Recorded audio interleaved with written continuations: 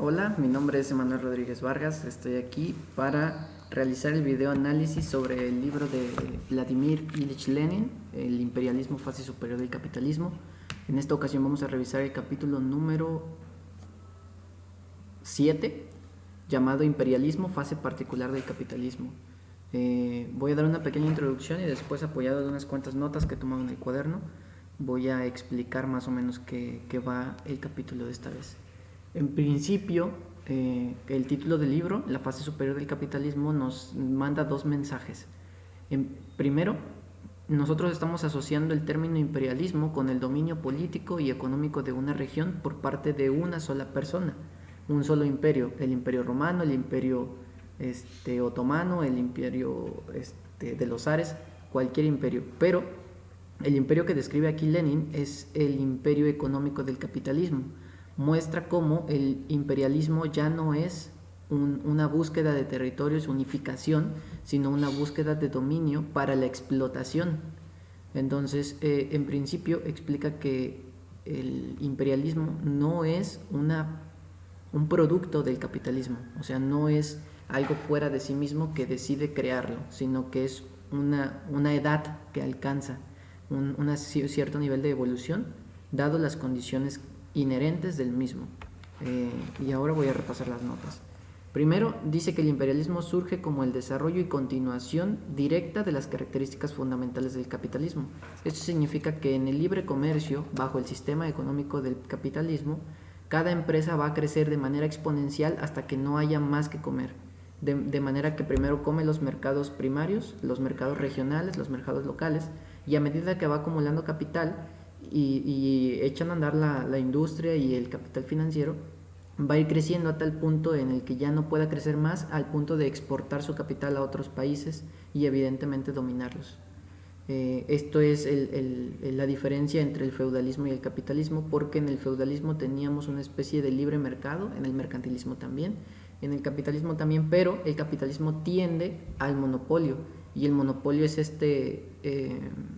fenómeno en el cual una empresa se convierte en la dueña y señora de toda la producción de un mismo bien, ya sea por sus capacidades económicas o porque su bien solo él lo puede producir.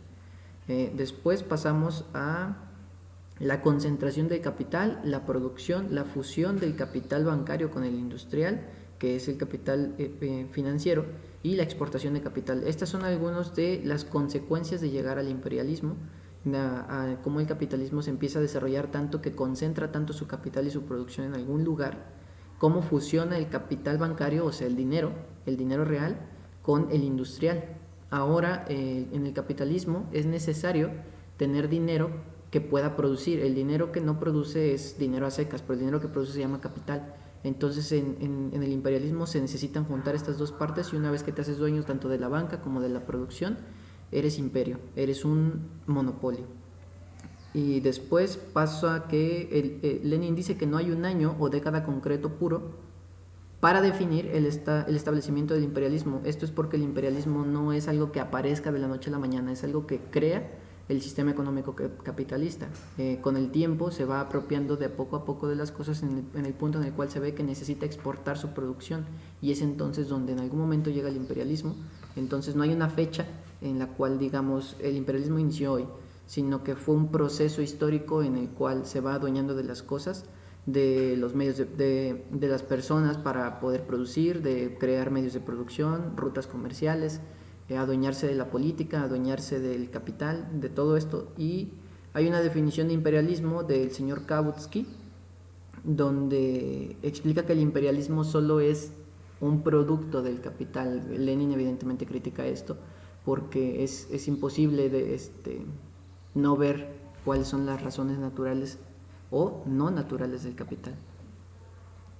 Hablamos de la política anexista, que es el colonialismo, de la competencia entre imperios y del dominio financiero sobre el comercial. Vemos cómo hay una transformación en esta parte sobre cuando se alcanza el imperialismo.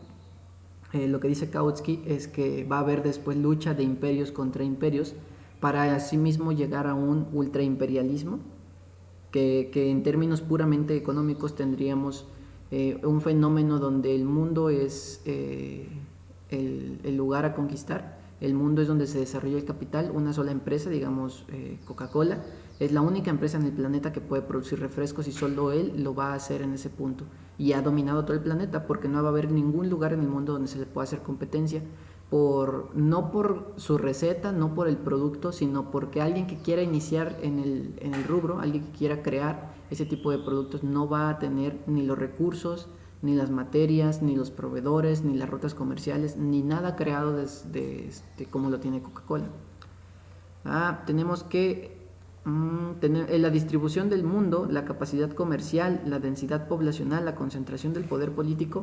Es un análisis que realiza Lenin, lo pone en una especie de gráficas de cómo muestra las áreas comerciales más importantes del mundo, poniendo la de Asia, la de Rusia, la de Europa, la de América, la de América del Norte, América del Sur, y nos dice cómo el imperialismo busca ciertas cualidades que tengan los lugares, como por ejemplo da Inglaterra, de cómo Inglaterra tiene colonias y su capacidad de capital, o sea, su crecimiento en capital es mayor al que su isla podría producir, y esto es porque sus colonias lo hacen, y sus colonias tienen esas características donde la densidad poblacional es muy pequeña y donde el poder político está muy, muy diluido, de tal manera que, muy, muy concentrado, a comparación de otros países que tienen una densidad muy, muy alta, es que su poder está más diluido.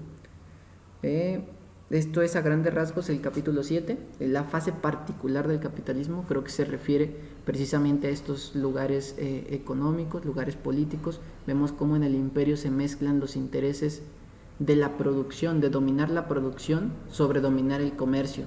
Antes lo importante era ser el dueño de las carretas, ser el dueño de los barcos, ser el dueño de las mercancías que se transportaban a partir del mundo, ya sean especias, telas, lo que sea, o incluso materias primas como oro, plata, cobre. Ahora no, ahora lo importante es dominar la producción, porque si dominas la producción vas a dominar el mundo. Ese sería mi análisis.